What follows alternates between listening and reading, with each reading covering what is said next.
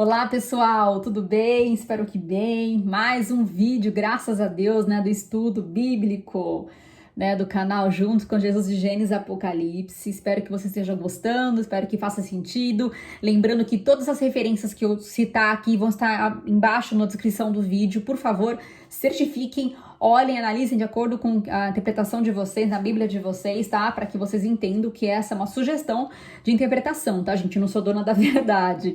Então vamos lá, no vídeo passado eu falei um pouquinho, né, sobre o projeto, né, de Deus criar o homem. Ele já deu alguns indícios de onde ele queria que o homem chegasse ou não chegasse, né? Ele sugere para que o homem e a mulher dominem sobre os animais. Então logo a gente entende que ele não quis que dominasse sobre os homens.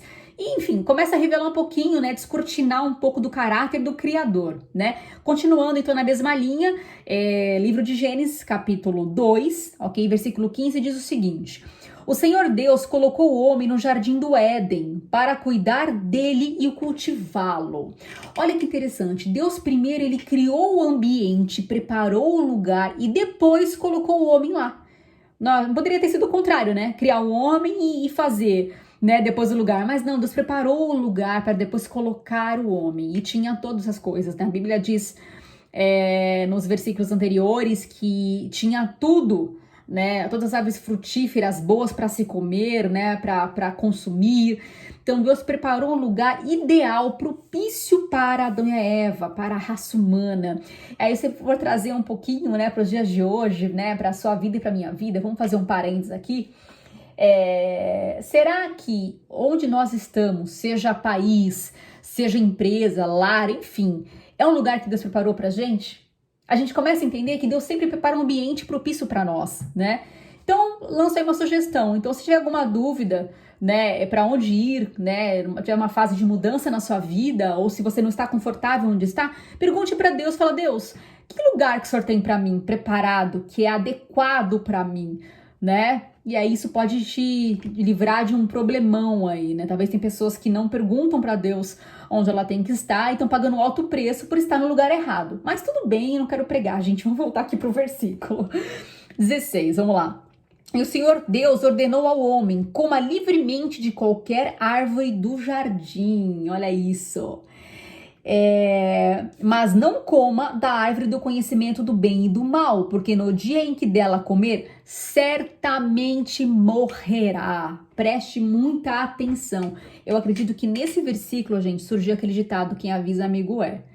Porque assim que Deus preparou o lugar, preparou Adão, a primeira coisa, né, que diz aqui, na sequência pelo menos, que ele avisa, fala: olha, você tá vendo que tem tudo aqui, né, diante de você, tudo ao seu alcance, mas daquela árvore ali você não coma. Quando você comer, certamente ou fatalmente, matematicamente, né, você vai morrer, ponto, tá? Então, Deus avisou, o Criador avisou, tá? Vamos lá, continuando aqui, versículo 19.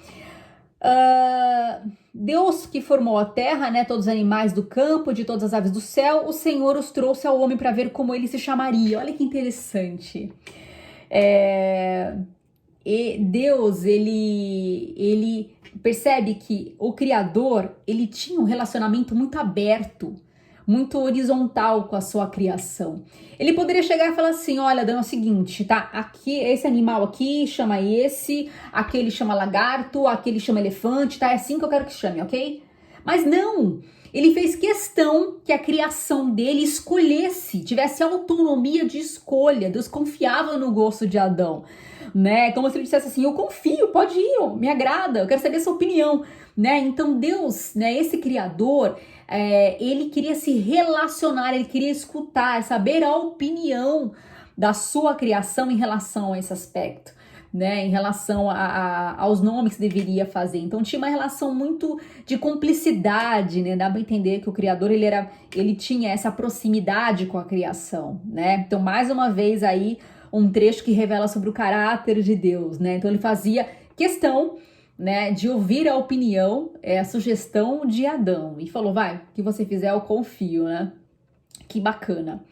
E aí, no versículo 20, continuando, assim o homem deu nome a todos os rebanhos domésticos, as aves do céu e a todos os animais selvagens. Todavia não se encontrou para o homem alguém que o auxiliasse e lhe correspondesse. Então, Adão, com todo o tempo do mundo, né, ele estava na eternidade, não tinha morte ainda, ficou lá dando, né, nome. Essa aqui tá com cara de coruja, aquele ali tá com cara de, sei lá, de cachorro, enfim. Só que aí teve uma hora que ele viu que não tinha ninguém conforme a espécie dele, né? E aí no versículo anterior, no versículo 18, Deus diz assim, ó, então Deus, o Senhor declarou, não é bom que o homem esteja só, né? E aí ele fala assim, farei para ele alguém que o auxilie e lhe corresponda. Eu pesquisei um pouquinho sobre o termo auxiliar, eu gosto de, né, enxergar um pouco mais amplo o significado de uma palavra. Hoje a gente olha auxiliar como uma coisa meio aquém, né, sem importância, mas auxiliar significa socorrer, acudir, né, aquele que apoia. E Deus, ele criou a mulher para que tivesse uma relação de ajuda mútua, né, para acolher, para apoiar, né, para acudir. Então, aí você começa a pensar, poxa, por que Deus falou que não era bom que o homem ficasse só, né? Então, o Criador, o fabricante, já entendeu que o homem sozinho não era bom, né? Não era saudável. Então, a gente começa a pensar em alguns casos, tenho certeza que você já conhece alguém que ficou depressivo porque estava isolado, ou se isolou porque estava depressivo, né? Ficou solitário. Então a solidão não é de Deus, não é algo que Deus planejou para o homem, né? Por isso Deus fala, enchem, multipliquem a terra, né? Sejam férteis, porque existe aí um mistério, né? Na família, né? Na companhia, né? Na comunhão, existe algo aí que fortalece, né?